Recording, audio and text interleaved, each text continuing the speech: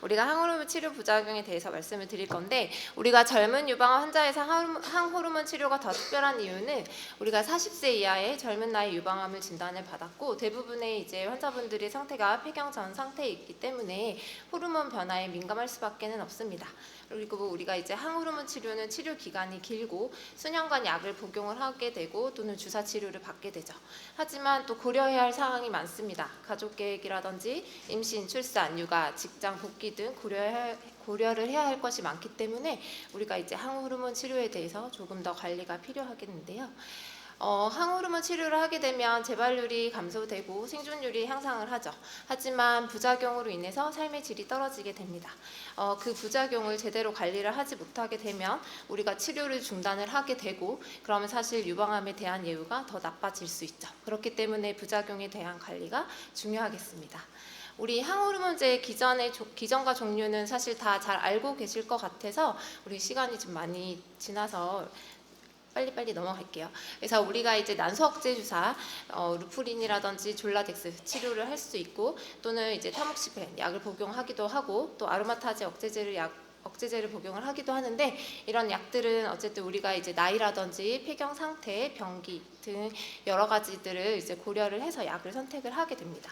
어쨌든 이런 약을 쓰게 되면 이런 많은 부작용들이 생기게 되죠. 그 중에 조금 우리가 어떻게 관리를 해야 되는지를 조금 자세히 살펴보도록 하겠습니다. 그래서 우리가 이제 폐경기 증후군인데요. 유방암 환자는 일반 인구에 비해서 폐경 증상을 경험할 가능성이 5배 이상 더 높다고 되어 있습니다. 특히나 폐경 전 유방암 환자의 경우에는 타목시펜이나 아로마타제 억제제와 함께 난소 억제제를 병행을 하게 되는데, 난소 억제 주사로 인해서 에스트로겐 수치가 급격히 감소를 하면 부작용이 발생을 하게 되고, 약에 따라 조금씩 다를 수 있는데, 타목시펜과 난소 억제 주사를 함께 쓰는 경우에는 안면 홍조라든지 야간 발한 증상이 조금 더 증가를 한다라고 보고가 되고 있고요. 아로마타제 억제제와 난소 억제제 주사를 함께 썼을 때는 성기능 장애라든지 근골격계 증상이 조금 더 빈번하다고 보고되고 있습니다. 우리가 이제 혈관 운동 증상, 우리가 많은 환자분들이 가장 힘들어하시는 증상인데요. 부뚜막에 올라와 있는 것 같아. 밤에 너무 많이 땀이 나서 잠을 자다가 옷을 한 번 더 갈아입어야 된다. 나한테 땀 냄새가 나서 너무 걱정이 많이 된다. 이런 얘기들을 굉장히 많이 하십니다. 그 안면 홍조와 이 야간 발한 증상 외에도 두근거림이라든지 또는 불안, 흥분을 함께 동반을 하기도 하고, 평균 4분 정도 지속이 된다고 되어 있습니다. 약제에 따라서 이렇게 타목시펜이나 난소 억제 주사 치료를 할 때 또 많은 분들이 안면 홍조를 많이 호소를 하고 있고, 그리고 야간 발한의 증상도 이런 약들을 조금 더 복합적으로 썼을 때 조금 더 많은 분들이 이런 증상을 호소한다고 보고되고 있습니다. 그러면 어떻게 해야 될까요? 우리 뭐 다 잘 알고 계시겠지만 얇은 옷을 여러 겹 착용해서 더울 땐 벗고 추우면 입고 이제 그렇게 해야 될 것 같고, 우리 손 선풍기 다 하나씩 가지고 계시죠? 그래서 선풍기라든지 부채 등을 항상 가지고 다니면서 온도 조절을 좀 할 필요가 있고, 화나는 상황을 좀 피하시는 게 좋습니다. 스트레스를 관리하시는 게 좋고요. 우리 오늘 계속 들었던 체중 조절이라든지 식이 조절, 이런 것들이 도움이 된다고 되어 있고, 요가라든지 이완요법, 이런 운동들이 또 도움이 된다고 되어 있습니다. 또 밤에 땀이 너무 많이 나고 더워서 잠을 잘 못 주무시는 경우에는 냉찜질 패드나 이런 것들이 도움이 된다고 얘기를 하고 있고요. 하지만 우리 이런 증상이 너무 심하다. 그러면 이제 약물 치료를 사실은 고려를 해볼 수밖에는 없는데, 우리가 호르몬 치료는 할 수가 없기 때문에 비호르몬 치료법으로 우리는 고려를 해야 되고, 그때 고려할 수 있는 것들이 항우울제나 항경련제입니다. 하지만 이런 약들은 또 이런 구강 건조라든지 오심 변비 등의 부작용이 있을 수 있고, 또 일부 약물에 대해서는 타목시펜에 대한 흡수를 방해할 수 있기 때문에 반드시 주치의와 상의를 하고 약을 선택을 해야겠습니다. 앞에 김나연 선생님이 많이 강의를 해주셔서요. 우리가 이제 어쨌든 환자분들이 비뇨생식기 증상이나 성기능 장애를 많이 경험을 하게 되는데요. 특히나 젊은 여성의 경우에는 부정적인 신체 이미지라든지 또는 내가 살이 많이 찌고 그럼 또 자존감이 떨어지고 이러면서도 성기능이 또 저하가 된다고 보고가 되고 있습니다. 이건 어떻게 해야 되느냐? 우리가 일단은 조금 향이 있는 비누라든지 질세정제는 자극이 많이 되기 때문에 사용을 하지 않도록 교육을 하고 있고, 그리고 조금 헐렁한 옷을 입고 조금 면내복을 착용을 하는 게 도움이 된다고 보고가 되고 있고요. 우리 환자분들이 이제 내가 성관계를 하는데 남자친구랑 성관계를 해야 되는데 나 이거 지금도 너무 질이 건조해가지고 힘든데 아로마타제 억제제 이 약 먹고 나면 내가 더 건조해가지고 도대체 어떻게 해야 되느냐 이런 얘기를 저한테 편하게 해주시거든요. 그러면 저희가 이제 얘기를 해드리는 거는 우리가 비호르몬제, 질윤활제라든지 질보습제 이런 것들은 올리브영이나 이런 데 가도 쉽게 구매가 가능하니 그런 거를 조금 사용을 해보시라 이렇게 말씀을 드리는 거고요. 우리가 그래도 이제 증상이 개선이 되지 않으면 저용량의 국소 호르몬제를 좀 사용을 해볼 수도 있는데 일부 연구에서는 이런 국소 호르몬제가 또 혈중의 여성 호르몬을 좀 높여주는 연구 결과가 있기 때문에 증상이 심할 경우에는 단기간 사용을 고려는 해볼 수 있지만 이건 반드시 주치의와 상의를 하고 결정을 하시라고 말씀을 드리고 있습니다. 우리 또 환자분들이 가장 많이 호소하시는 것 중에 하나가 특히 아로마타제 억제제를 복용을 할 때 관절통입니다.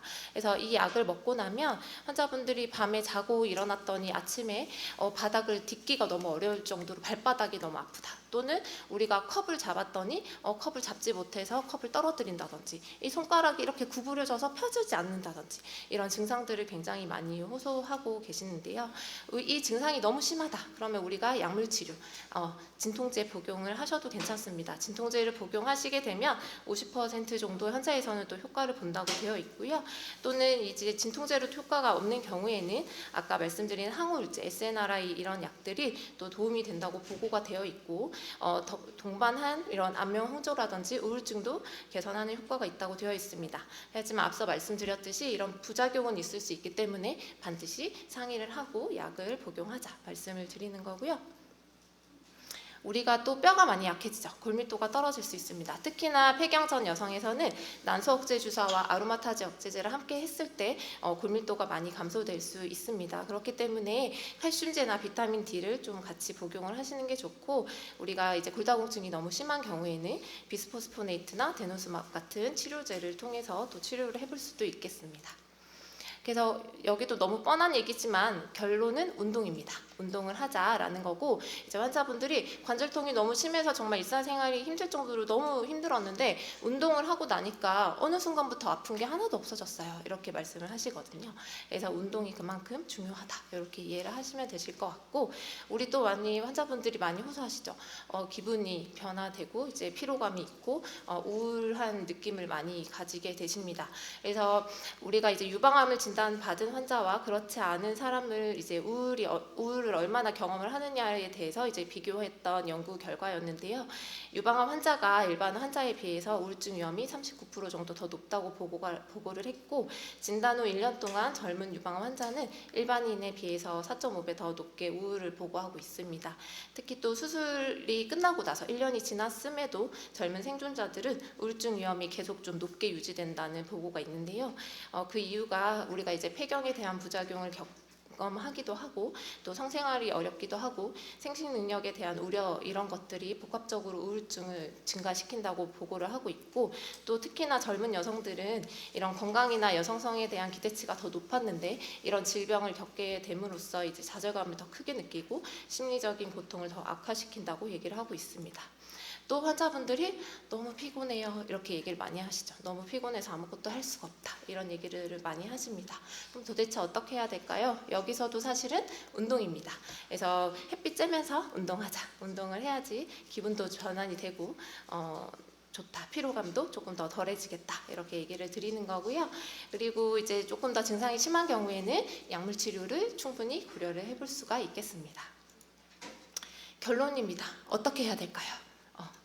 우리가 이렇게 부작용은 사실 피할 수 없습니다. 피할 수 없기 때문에 하지만 우리가 충분히 관리를 할 수 있고 조절을 할 수 있는 방법이 있습니다. 그렇기 때문에 힘드시면 절대로 집에서 참지 마세요. 참지 마시라는 얘기를 꼭 반드시 드리고 병원에 와서 의사 선생님과 상의를 하고 우리가 도움받을 수 있는 것들을 도움을 받자 말씀을 드리는 거고요. 그럼 나는 어떻게 해야 될까? 쉽기도 하고 어렵기도 한 운동, 식단, 잘 자고 스트레스 관리하고 오늘처럼 이런 자리에서 많은 환우분들과 정보도 좀 교류를 하고 이런 것들을 함으로써 우리가 조금씩 자신에게 맞는 방법을 이렇게 찾아가면서 건강하게 우리 이 여정을 함께 걸어가시길 저도 함께 응원하겠습니다. 경청해 주셔서 감사합니다.